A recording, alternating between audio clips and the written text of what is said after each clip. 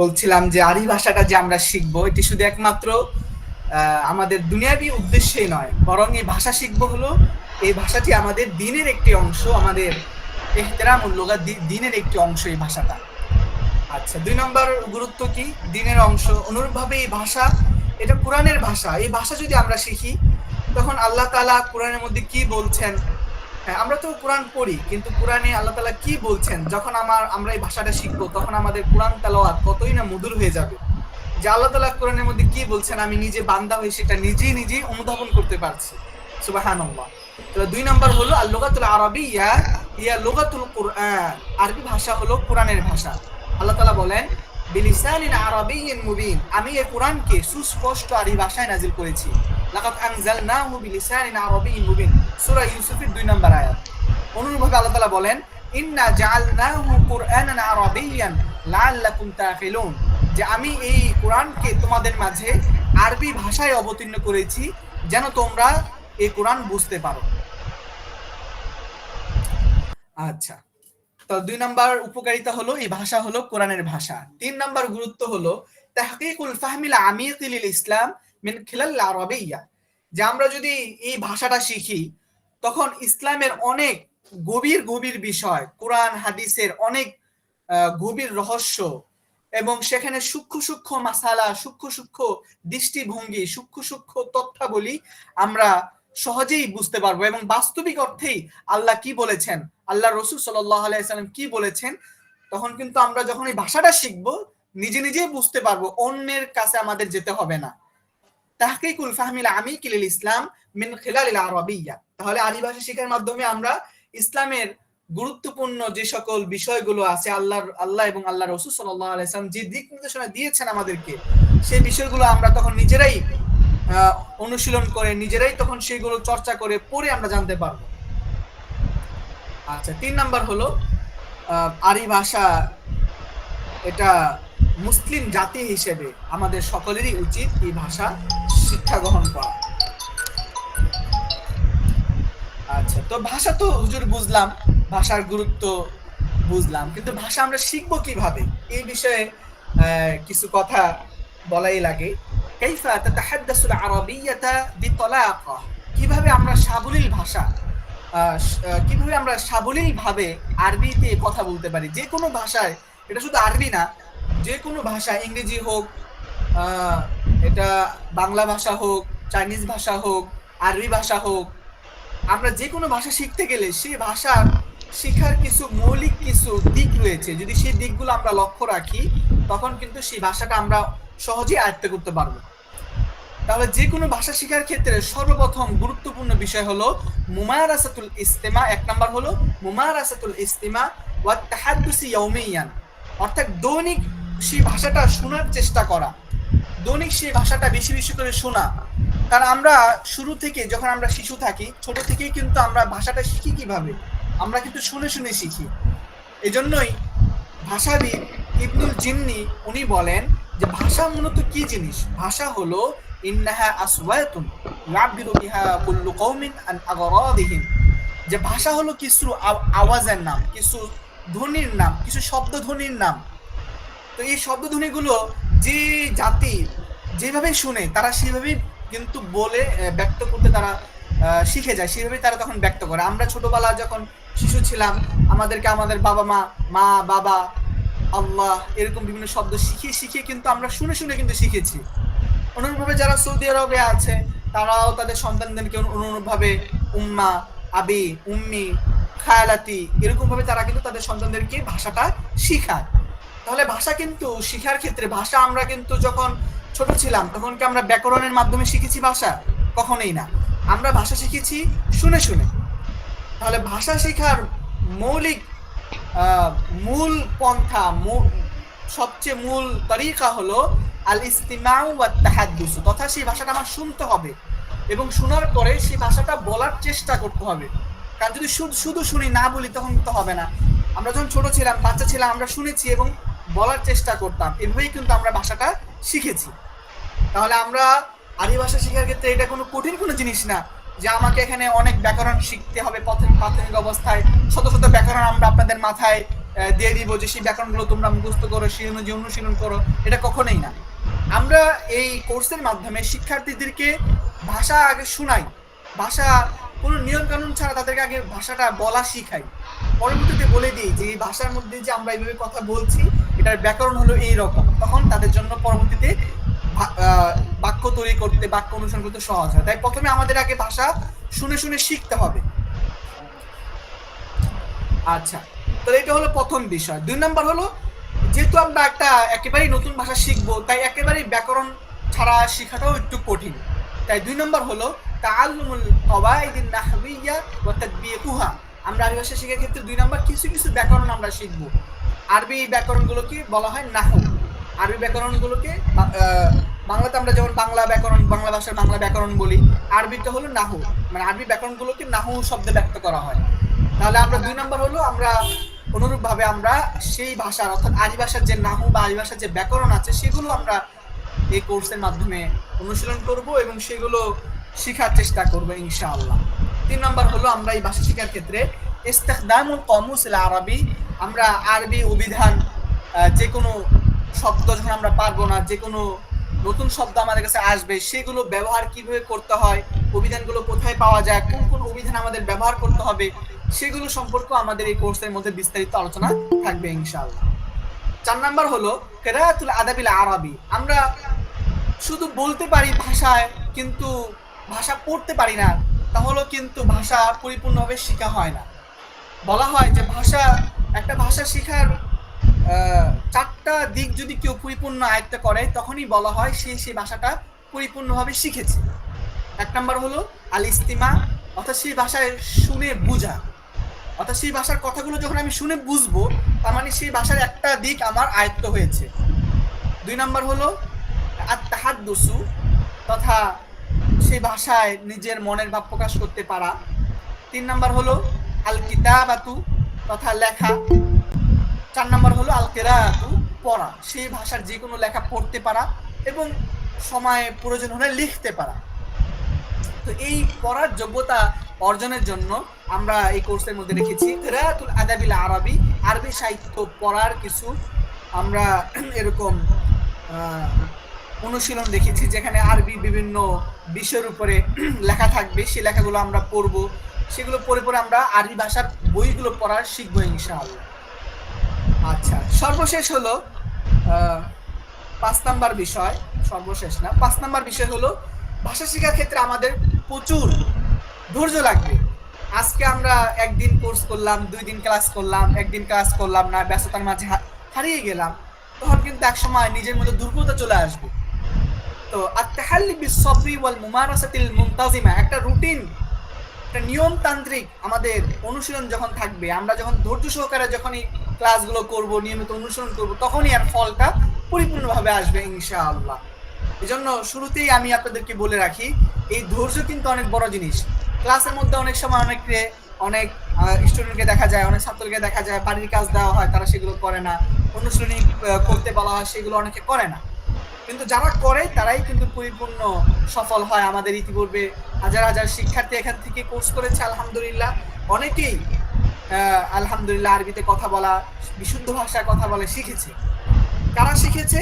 আমি দেখেছি এরকম অনেক, আলহামদুলিল্লাহ অনেক এরকম আগ্রহী ছাত্র, তারা নিজেরা কথা বলতো, গ্রুপের মধ্যে একজন আরেকজনের সাথে কথা বলতো, একজন আরেকজনকে ফোন দিয়ে তারা শিক্ষার্থী একজন আরেকজনকে ফোন দিয়ে তারা কথা বলার চেষ্টা করতো। ক্লাসের মধ্যেও তারা আমার সাথে আলহামদুলিল্লাহ আরবিতে কথা বলার চেষ্টা করতো, ভুল হোক সঠিক হোক তারা সবসময় চেষ্টা করে যেত। এরকম শিক্ষার্থী যারা ছিল তারাই আলহামদুলিল্লাহ আরবি ভাষা পরিপূর্ণ শিখতে পেরেছে। এই জন্য ধৈর্য সহকারে কোর্স আমরা দেখলাম, কিন্তু ধৈর্য সহকারে লেগে থাকলাম না। একদিন ক্লাস করলাম, 2 দিন ক্লাস করলাম না, 2 দিন করলাম, একদিন হারিয়ে গেলাম, বা ক্লাসের রেকর্ড দেওয়া হয়, রেকর্ডটা শুনলাম না, অলসতা করলাম, তখন কিন্তু আপনি এর থেকে পরিপূর্ণ ফলাফলটা পাবেন না।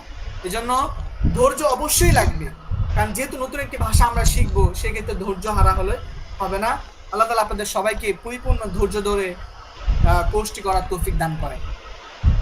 আচ্ছা, 6 নাম্বার হলো মুমারাসাতুত তাহাদ্দুসি বিল আরাবিয়্যাতি ইয়াওমিয়ান, দৈনিক কিছু কিছু করে বলার চেষ্টা করতে হবে।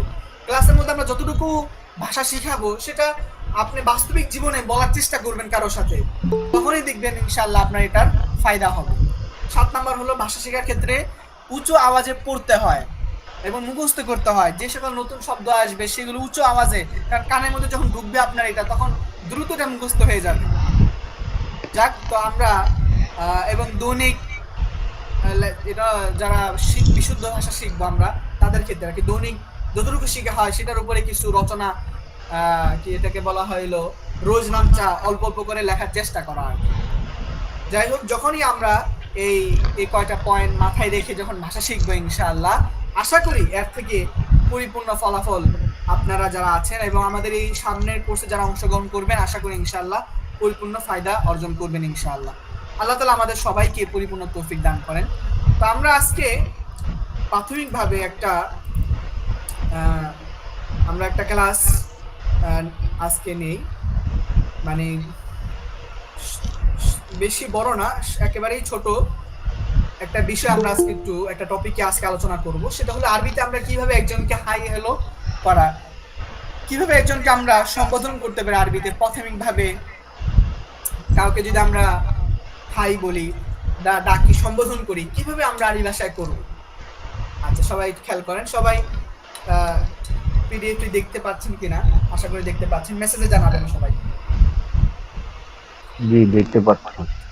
আচ্ছা, তাহলে আমরা আরবিতে কাউকে যদি, আমরা তো ইংরেজিতে হাই বলি, আরবিতে আমরা শুদ্ধ ভাষায় বলতে পারি মারহাবান। কাউকে দেখা হলে আমরা বলতে পারি, শুদ্ধ আরবি হলো, দেখেন এখানে লেখা আছে মারহাবান, এটা হলো শুদ্ধ আরবি। শুদ্ধ আরবিতে আমরা কাউকে দেখা হলে বলবো মারহাবান। তাহলে মারহাবান মানে হলো কাউকে একটা অভিবাদন জানানো, মারহাবান। আচ্ছা, অভিবাদনের কথা বলার শুরুতে আমরা মারহাবান বলতে পারি, এটা হলো বিশুদ্ধ ভাষা। আর এখানের মধ্যে আমরা যারা দুবাই আছি, দুবাইতে যারা অবস্থান আছি, তারা আঞ্চলিকভাবে সেটাকে কিভাবে বলে, তারাও মারহাবা বলে, মারহাবান বা মারহাবা, হালা, ইয়া হালা। তাহলে দুবাইতে যারা আছি তারা বলতে পারি মারহাবা, হালা, ইয়া হালা। আচ্ছা, এটা এই মারহাবান শব্দটা, এটা দুবাই না, এটা সব জায়গায় একই রকম, মানে তেমন একটা পার্থক্য নেই। এটা কুয়েত, কাতার, ওমান, সৌদি, আমরা যেখান থেকে আছি, আমরা ওই বদলের শুরুতে মারহাবান, আহলান, হালা, ইয়া হালা এগুলো বলতে পারি। এগুলো সব জায়গায় একই রকম, তেমন এগুলো আঞ্চলিক ভাষার মধ্যে তেমন পার্থক্য নেই। তারপরও কিছু আমরা এখানে দিয়ে দিয়েছি, যেমন দুবাইতে মারহাবা, হালা, ইয়া হালা, এরপরে ওমানে আহলান, হালা, মারহাবা, কাতারে ইয়া হালা, হালা ও গালা। কাতারের মধ্যে ওই তারা হাটাকে গয়ন উচ্চারণ করে, হালা ও গালা, হালা গালা, হালা গালা, মানে একটা অভিবাদন আর কি। আচ্ছা, কুয়েতের মধ্যেও একই রকম, হালা, হালা, ওয়াল্লাহ, ইয়া হালা। তো এগুলোর অর্থ হলো স্বাগতম, হ্যালো। আচ্ছা, এরপরে হলো, এটা তো প্রথমে আমরা অভিবাদন জানালাম, এরপরে হলো আপনি কেমন আছেন। এটাকে আমরা আরবিতে কিভাবে বলবো, আপনি কেমন আছেন? এটা আমরা সবাই জানি, কম বেশি সবাই কাছেই সহজ একটা পরিচিত শব্দ, সেটা হলো কাইফা হালুকা। কাইফা হালুকা, এটা হলো বিশুদ্ধ ভাষায় বলতে গেলে কাইফা হালুকা, আপনি কেমন আছেন, কাইফা হালুকা। আচ্ছা, এটাকে যদি আমরা, এটা হলো বিশুদ্ধ ভাষায় কাইফা হালুকা। এবার আপনি যে দেশেই থাকেন, আপনি আরব আমিরাতে যে দেশেই থাকেন, এটা বললে সবাই কিন্তু বুঝবে, কারণ বিশুদ্ধ ভাষা সবাই বুঝে। এবার আঞ্চলিক ভাষা যদি আমরা আসি, যেমন দুবাইয়ের আঞ্চলিক ভাষায় কাইফা হালুকাকে বলা হয় শাহালাক। শাহালাক মানে আপনি কেমন আছেন, শাহালাক। ওমানের মধ্যে আমরা যারা আছি, আমরা বলতে পারি কাইফাক। তারা সংক্ষিপ্ত করে, একেবারে সংক্ষিপ্ত করে বলে, তারা আসলে শুদ্ধ ভাষা থেকে আঞ্চলিক ভাষাটা অনেকটা ছোট হয়, মানে শর্টকাটের মধ্যে বলে ফেলে আর কি। কাইফাক, এই যে কাইফা হালুকা থেকে কাইফাক হয়ে গেছে। আচ্ছা, শাহ বারক, শাহ বারক, শাহ বারক, এটা ওমান যারা আমরা আছি এভাবে তারা আঞ্চলিক ভাষায় বলে থাকে। কাতারের মধ্যে কাতার যারা আছেন তারা বলে থাকে শালনাক, শালনাক, কাইফা হালাক, কাইফা হালাক। হ্যাঁ, এখানে উচ্চারণ সহ দেওয়া আছে, আমরা আশা করি সবাই দেখছেন, এখানে সবকিছু দেওয়া আছে, তো এটা আপনারা অনুশীলন করবেন ইনশাআল্লাহ। তবে শুদ্ধটা প্রথমে শিখবেন, কারণ শুদ্ধটা শিখলে আপনি সব জায়গায় বলতে পারবেন, আর আঞ্চলিকটা এক এক দেশে এক এক রকম। আচ্ছা, এরপরে কুয়েতের মধ্যে যারা আছে তারা বলতে পারে শালনাক, শাহ বারক, শাহ বারক, অর্থ হলো তুমি কেমন আছো। তাহলে আমরা অভিবাদনের ক্ষেত্রে মারহাবান, তুমি কেমন আছো, কাইফা হালুকা, তুমি কেমন আছো? আচ্ছা, আমি ভালো আছি, এটাকে আমরা বলবো বিখাইর। বিশুদ্ধ ভাষায় বিখাইর। বিখাইর মানে হলো আমি ভালো আছি। এটা আরো অনেক অনেক অনেক ভাবে বলে শুদ্ধ ভাষাতেই। তাইয়িব, ভালো আছি। তাইয়িব, তাইয়িব, হ্যাঁ আমি ভালো আছি। বিখাইর, ভালো আছি। অথবা আমরা আলহামদুলিল্লাহ বলতে পারি, আলহামদুলিল্লাহ বিখাইর, আলহামদুলিল্লাহ আমি ভালো আছি। তাহলে বিখাইরিন, শুদ্ধ ভাষায় বলা হয় বিখাইরিন, বা এটাকে ওয়াকফ করলে বিখাইর। বিখাইর মানে ভালো। দুবাইতে বলা হয় জাইন, ওমানে বলা হয় তাইয়িব, তাইয়িব বাখাইর, বখাইর, তাইয়িব বাখাইর। কাতারে বলা হয় তামাম, তামাম, হ্যাঁ তামাম, হ্যাঁ ঠিক আছে, তামাম ভালো, স্বাভাবিক আছে। তামাম, তামিম এটাও বিশুদ্ধ ভাষা। তামাম মানে ভালো আছে। আচ্ছা, কুয়েতের মধ্যে বলা হয় জাইন, ওই একই, কুয়েত আর দুবাই একই, জাইন। অথবা কুলশাই তামাম, কুলশাই তামাম মানে সবকিছু ঠিক আছে, কুলশাই তামাম। এটা মূলত শুদ্ধ ভাষায় বলা হয় এটাকে এভাবে, কুল্লু শাইইন তামাম। এটাকে তারা সংক্ষিপ্তভাবে বলে কুলশাই তামাম, কুলশাই তামাম, তো কুল্লু শাই তামাম, সবকিছু ঠিক আছে। আচ্ছা, তাহলে তাহলে আমি ভালো আছি। অথবা আছে এই কথাটা যদি আমরা প্রশ্ন আকারে বলতে চাই, তাহলে বিখাইরিন, তুমি কি ভালো আছো, মানে কথার এটা একটা হলো উত্তর, তুমি কেমন আছো, হ্যাঁ ভালো আছি বিখাইর। আবার এটাকে যদি আমরা বলি যে ভালো আছো, মানে ভালো আছো, প্রশ্ন আকারে যদি, মানে আমার বচনটা যদি প্রশ্ন আকারে হয়, তাহলে এটা প্রশ্নবোধক হয়ে যাবে। আচ্ছা, তাহলে আমরা আমি ভালো আছি আর তুমি কেমন আছো এতটুকু শিখতে পারলাম। তাহলে শুদ্ধ ভাষায় বলতে গেলে তুমি কেমন আছো, কাইফা হালুকা, আমি ভালো আছি বিখাইরিন। আচ্ছা, সকালে যদি কারোর সাথে দেখা হয় তখন আমরা তাকে কি বলবো অভিবাদনের ক্ষেত্রে, সবাহাল খাইর বা সবাহান নূর। এটাও সব, এটা আঞ্চলিক আপনাদের দেখা লাগবে না, এটা সব দেশে একই রকম।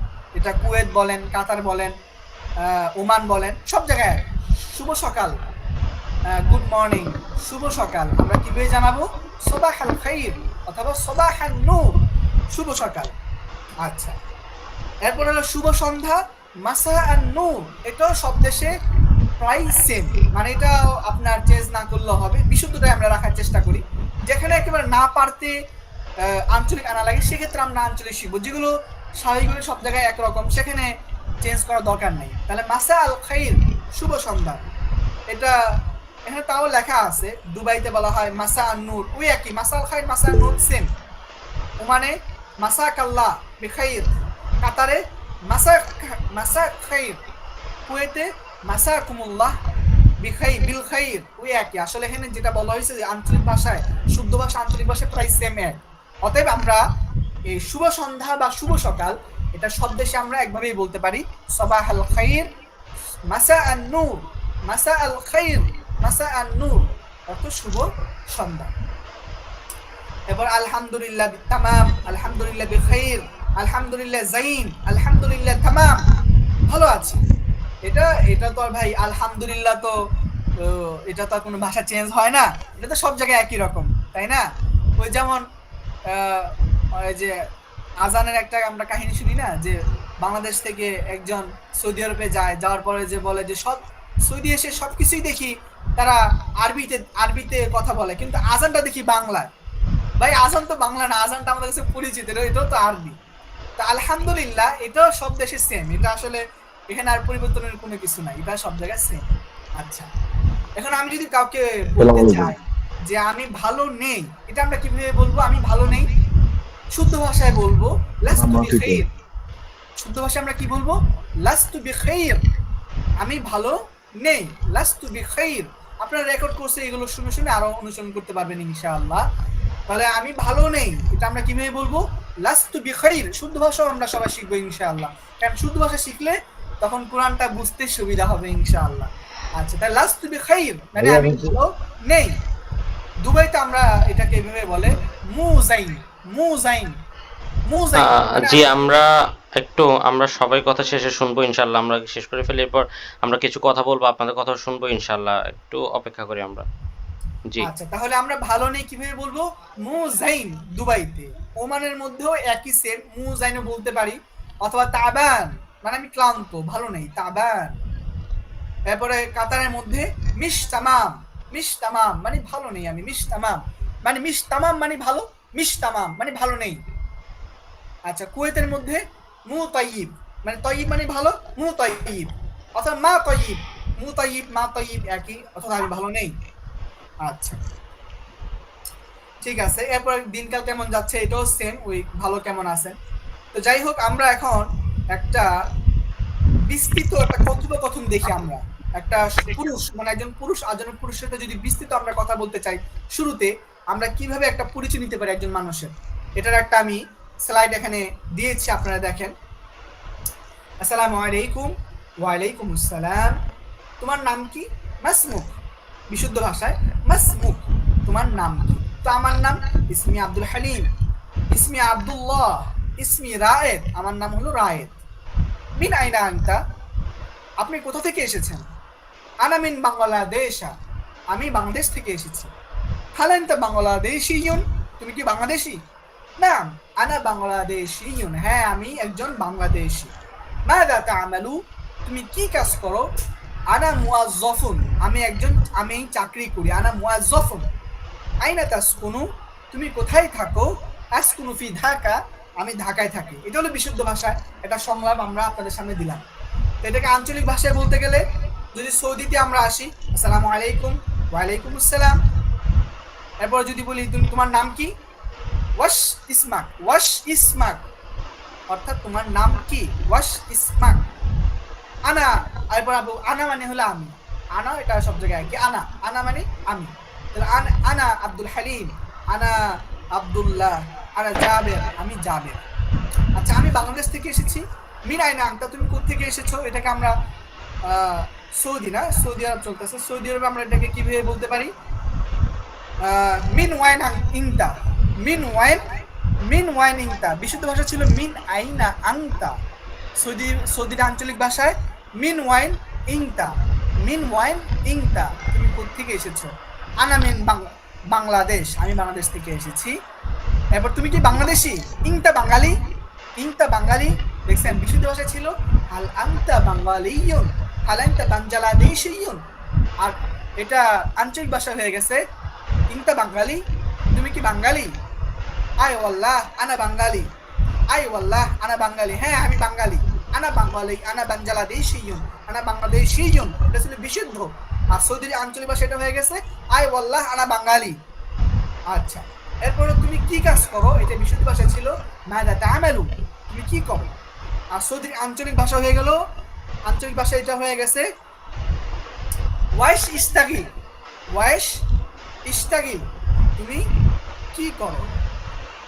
আচ্ছা, ওয়াইশ ইস্তাগিল, তুমি কি কাজ করো? এটা হলো সৌদির আঞ্চলিক ভাষা। ওয়াইশ ইস্তাগিল, তুমি কি কাজ করো? আমি চাকরিজীবী। তো আনা মুয়াজ্জাফ, আনা মুয়াজ্জাফ। আচ্ছা, তুমি কোথায় থাকো? এটা বিশুদ্ধ ভাষা হলো আইনা তাসকুনু। আর সৌদির আঞ্চলিক ভাষায় ওয়াইন সাকেন, ওয়াইন সাকেন, ওয়াইন, ওয়াইন মানে কোথায়, ওয়াইন সাকেন, তুমি থাকো। তো বিশুদ্ধ ভাষায় আমি ঢাকায় থাকি, আনা আসকুনু বা আসকুনু ফি ঢাকা। আর আঞ্চলিক ভাষায় সাকেন ফি ঢাকা, সাকেন বা আনা সাকেন, আনা সাকেন ফি ঢাকা। এটা হলো সৌদির আঞ্চলিক ভাষা, আনা সাকেন ফি ঢাকা। অনুরূপভাবে সৌদিটা আমরা দেখা দিলাম, যেহেতু বেশিরভাগ প্রবাসী আমাদের আমাদের সৌদি আরবের। অন্যান্য বাকি যেগুলো অন্যান্য রাষ্ট্র যারা কুয়েত, কাতার, দুবাই, ওমান, তাদের জন্য এখানে দেওয়া আছে, সেগুলো আমাদের বিস্তারিত ক্লাসের মধ্যে থাকবে, অনুশীলন ইনশাআল্লাহ। তাহলে আজকের মতো ক্লাস এই পর্যন্তই আমার। আপনারা আশা করি এখান থেকে উপকৃত হয়েছেন। ইনশাআল্লাহ সামনে বিস্তারিত আমাদের ক্লাসের মধ্যে যখন অংশগ্রহণ করবেন, অবশ্যই আশা করি ইনশাআল্লাহ অনেক অনেক ফায়দা হবে। আল্লাহ তাআলা আপনাদের সবাইকে ধৈর্য সহকারে আরবি ভাষা শেখার এবং এর সাথে লেগে থাকার তৌফিক দান করেন। ওমা তাওফিকি ইল্লা বিল্লাহ।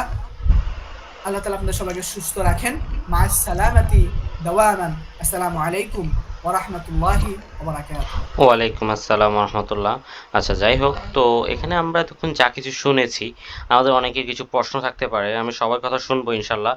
সংক্ষিপ্ত করে আমি কিছু কথা বলে নেই। এখানে আমরা একটা করে শব্দ দিয়েছি আঞ্চলিক ভাষায়। আপনাদের যে গ্রুপে আমরা 2-1টি পিডিএফ মেবি দিয়েছিলাম, বা যতটুকু দিয়েছি বা সামনে যতটুকু দিব, প্রত্যেকটা শব্দ আমরা এভাবে সাজিয়েছি। দেশের নাম, পাশে শুদ্ধ ভাষাটির অর্থ, এবং আঞ্চলিক ভাষা এটা প্রায় আমরা এমনও শব্দ আছে যে 6টা আসছে, সাথে বাংলা উচ্চারণ সাথে এটার অর্থটাও দিয়েছি আঞ্চলিক ভাষাটি। তো এখানে কিছু কিছু কিছু কিছু কথা আছে বা কিছু কিছু শব্দ আছে হয়তো আপনাদের সাথে অনেকে মিলতেছে না, বা আপনারা বলতে পারবেন যে, বা অনেকেই যখন প্রশ্ন পর্বে যাব যে ভাই কি পড়ালেন কিছুই মিললো না। দেখেন, আঞ্চলিক ভাষাটি এক একটা দেশে এক একটা রকম, উচ্চারণগত কিছু ভিন্নতা, এক একজন মানুষ আঞ্চলিক ভাষায় আমি চাইলে কুমিল্লা ভাষায় বলতে পারি, আমি চাইলে নোয়াখালী ভাষা বলতে পারি, তো বোঝানোর জন্য আমি যে ভাষায় বলতে পারি এটা আমার ইচ্ছা, আমার ফেভার। কিন্তু আঞ্চলিক ভাষাটা মধ্যপ্রাচ্যের জন্য এমন যে যেটাই বলে, আঞ্চলিক যেমন শুদ্ধ ভাষাটি যেমন কোরআনের যে প্রত্যেকটা আয়াত বা প্রত্যেকটা হরফ যেমন পরিবর্তন হবে না, শুদ্ধ ভাষার কোনো পরিবর্তন নেই। গ্রামাটিক্যাল রুলস কেউ এলোমেলো করলে তখন সেটা বদলাবে, কিন্তু এছাড়া কোনো বদলাবে না। কিন্তু আঞ্চলিক ভাষাটি এলোমেলো হবেই, এটা সবার ক্ষেত্রে, কারণ এক একজন মানুষ এক এক ভাষা এক একভাবে উচ্চারণ করে, এটির কোনো নির্দিষ্ট কোনো ফরম্যাট নেই। এখন এখানে আমরা যতটুকু আমরা চেষ্টা করেছি, যত চেষ্টা করতেছি ডিপ ডাউন রিসার্চ করে যতগুলো শব্দ মানুষ বলে সবগুলো গভীরভাবে পর্যালোচনা করে এনেছি।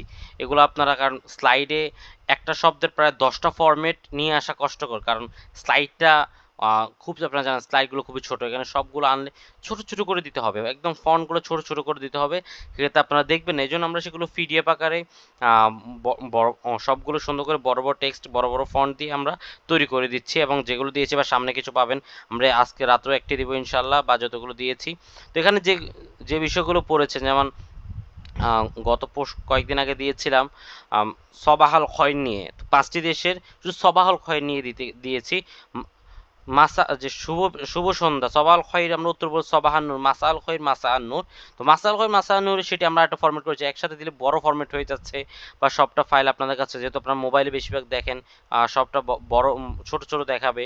এই জন্য বিষয়গুলো আমরা যত সূক্ষ্মভাবে দেওয়া যায়, ক্লাসে স্লাইডে তো সকল কিছু নিয়ে আসা যায় না, বিস্তারিতগুলো আমরা পিডিএফ আকারে দিচ্ছি আপনাদেরকে, ওয়ার্ড ফাইল করে পিডিএফ দিচ্ছি ইনশাল্লাহ, আপনারা পাবেন, কেউ ঘাবড়াবেন না। কারণ আঞ্চলিক ভাষার শব্দ উচ্চারণ শব্দ চয়ন এক একজনের এক এক রকম হতে পারে, এটা আপনার আমরা যতটুকু বলবো আপনার বাকিটা আপনার মিলিয়ে নেবেন ইনশাল্লাহ। যতটুকু আমরা চেষ্টা করবো আমাদেরকে যতটুকু ক্লিয়ার করা যায়, আর শুদ্ধ ভাষা ইনশাল্লাহ 100-এ 100 পাবেন, আঞ্চলিক ভাষা আমরা 100-এ 100 দেওয়ার চেষ্টা করবো ইনশাল্লাহ। এবং নতুন নতুন অনেক কিছু আসবে, যেহেতু এটা কোনো লিমিটেশন নেই, নতুন নতুন আমাদের থেকে আসবে, আপনাদের থেকে আসবে, বা দেখা যাবে আমরা এটা বলছি আপনি এটা কখনো শুনেনি নেই, বা আমরা যেটা বলছি আপনি সেটা শুনছেন, বা আমাদের ওই রকম হয় না, কারণ আঞ্চলিক ভাষাটা একজন এক এক রকম উচ্চারণ করে, যেমন দেখছেন আস্তে আস্তে এটা শব্দ কেটে কেটে সংক্ষিপ্ত করে ফেলা হয় আঞ্চলিক ভাষায়, তো সিস্টেমটা এমনই রকম। 12 বিস্তারিতগুলো আস্তে আস্তে ধারাবাহিকভাবে বুঝতে পারবেন ইনশাল্লাহ, নোটগুলো যাবে, আমরা শুদ্ধ ভাষার যতগুলো নোটস আছে সেগুলো আপনার দিয়ে দেবো ইনশাল্লাহ। এগুলোর উপর ডিপ ডাউন রিসার্চ করে আপনাদেরকে আঞ্চলিক ভাষাগুলো আস্তে আস্তে দেওয়া হবে, 2টি শিট যাবে প্রতিটি প্রতিটি লেসনে প্রতি টপিকে 2টি করে আপনারা শিট পাবেন ইনশাল্লাহ। আর যতগুলো এক্সট্রা আদার টপিকও আমরা যতগুলো পারবো ইনশাল্লাহ দিয়ে দেবো আপনাদেরকে, যতগুলো ভিডিও নোট লেকচার শিট যতটুকু আমরা দিতে পারি আপনাদেরকে ইনশাল্লাহ সর্বোচ্চ দিয়ে চেষ্টা করবো আপনারা ভালোভাবে শিখতে পারেন। জি, আমাদের সময় খুব সংক্ষিপ্ত, এই পর্যায়ে আমরা যা আজকে জিতু নামে যে আইডিটি আছেন, ভাই আপনি কিছু বলতে চাইছেন? যে আপনি বলেন। জি, আসসালামু আলাইকুম রহমতুল্লাহ। ওয়ালাইকুম আসসালাম। জি, আমি বলতে চেয়েছিলাম যে আব্দুল ভাইয়া তো খুব সুন্দর করে বুঝিয়েছেন, অনেক বুঝতে পেরেছি। বাট আমরা মানে একজন আরেকজনকে জিজ্ঞেস করা, মানে কথা বললে যে কথা আসবে এরকম করে, মানে এটা এরকম কোনো ফেসিলিটি আমাদেরকে দেওয়া হবে কিনা। অ্যাকচুয়ালি আর বুঝতে পারি হচ্ছে মানে আমি হচ্ছে, আসলে বেসিক্যালি থাকি সৌদিতে। আচ্ছা, অ্যাকচুয়ালি আপনি বলতে চাচ্ছেন মানে একজন আরেকজন আপনার গ্রুপে যারা আছেন কনভারসেশন এমন কিছু?